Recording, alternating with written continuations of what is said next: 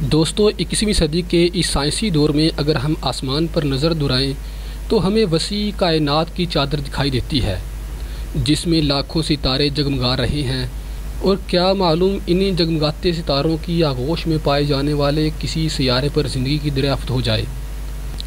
آج تک حضرت انسان تقریباً 4000 سے زائد ایسے سیارے دریافت کر چکا ہے جو دوسرے ستاروں کے گرد محو گردش ہیں، لیکن ان میں سے 200 کے قریب ایسے سیارے ہیں جن کا ماحول ہماری زمین سے مطابقت رکھتا ہے۔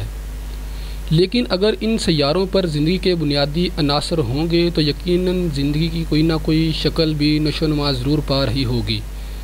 لیکن کیا ہمارے نظام شمسی میں کرۂ ارض کے علاوہ کہیں اور بھی زندگی موجود ہو سکتی ہے؟ سائنسدانوں کی جانب سے اس سوالات کے ملے جلے جوابات ملتے ہیں، کیوں نہ کہ اگر نظام شمسی میں انسانی زندگی کی بات کی جائے تو وہ صرف ہماری زمین پر ہی ممکن ہے۔ اگر چھوٹے جانداروں کی بات کی جائے جن میں بیکٹیریا وغیرہ شامل ہیں تو نظام شمسی میں ان کی موجودگی کے امکانات زیادہ ہیں۔ یہ بات بھی یاد رکھیے کہ کائنات میں زمین کے علاوہ اگر کسی بھی جگہ پر کسی قسم کی زندگی کی تلاش جاری ہے تو وہ زندگی انہی خوردبینی جانداروں مثلاً بیکٹیریا وائرس پر مشتمل ہے۔ ہم جانتے ہیں کہ زمین ہمارے سورج سے اتنے فاصلے پر موجود ہے جہاں درجہ حرارت نہ صرف زیادہ گرم ہے اور نہ زیادہ ٹھنڈا۔ اسی لیے تو اس سیارے پر موجود پانی جو زندگی کے بنیادی عناصر میں سے ایک ہے، مائع حالت میں موجود ہے۔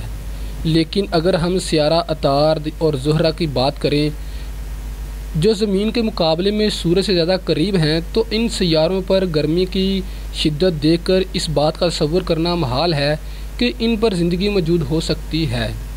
مگر سن 2012 میں سیارہ عطارد کے گرد بھیجی گئی میسنجر خلائی گاڑی نے سیارے کے گرد شمالی قطب پر موجود گہرے گروں میں جمع ہوا برف کا پانی دیکھا ہے۔ سائنسدانوں کے لیے یہ دریافت نہایت حیران کن تھی، کیوں نہ کہ عطارد ایسا سیارہ ہے جو سورج سے صرف 5 کروڑ کلومیٹر کی دوری پر موجود ہونے کی وجہ سے فضا سے بھی محروم ہے۔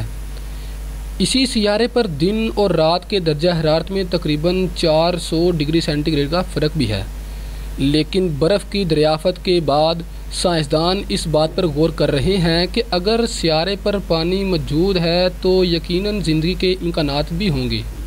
اسی طرح سیارہ زہرہ جو نظام شمسی کا گرم ترین سیارہ ہے، اس پر بھی زندگی پائے جانے کے امکانات تقریباً نہ ہونے کے برابر ہوتے ہیں، کیوں نہ کہ سیارے کی فضا میں تیزاب کے گہرے بادلوں کی وجہ سے ہزاروں سال سے سورج سے آنے والی گرمائش قید ہے۔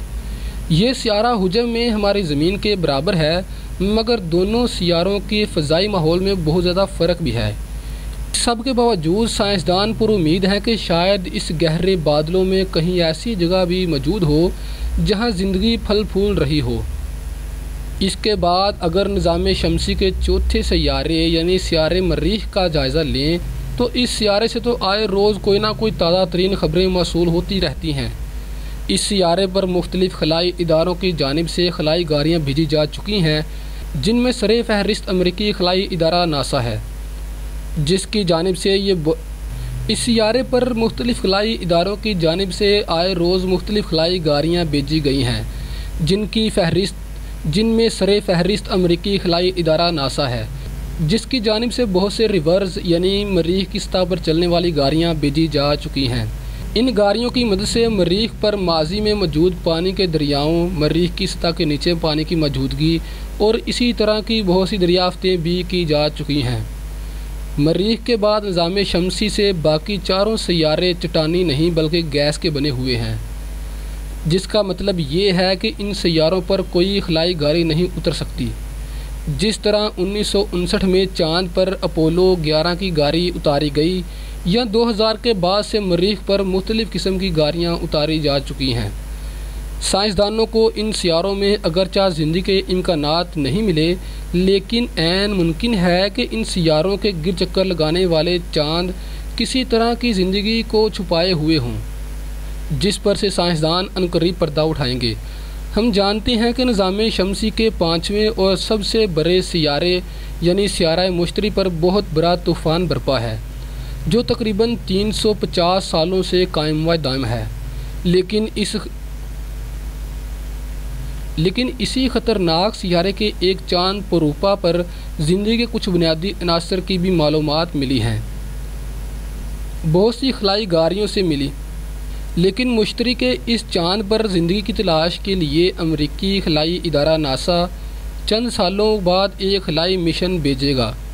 اس مشن کو پروپا کلیئر کا نام دیا گیا ہے۔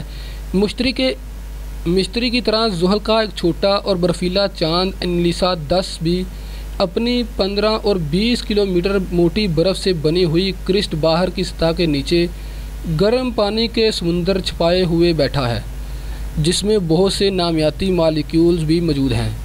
اس چاند پر گرمائش مائع حالت میں پانی اور نامیاتی مالیکیولز کی شکل میں بھی موجود ہے۔